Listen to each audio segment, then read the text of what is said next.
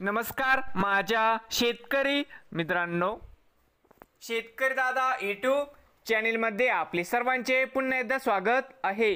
आज आपण बघणार आहे सोयाबीनचे बाजारभाव। लातूर जिल्ह्यातील देवणी या बाजार समितीचे आजचे सोयाबीन बाजारभाव म्हणजे दिनांक 15 जून 2025। सर्व शेतकऱ्यांनी हा व्हिडिओ संपूर्णपणे बघा, कुठे न स्किप करता।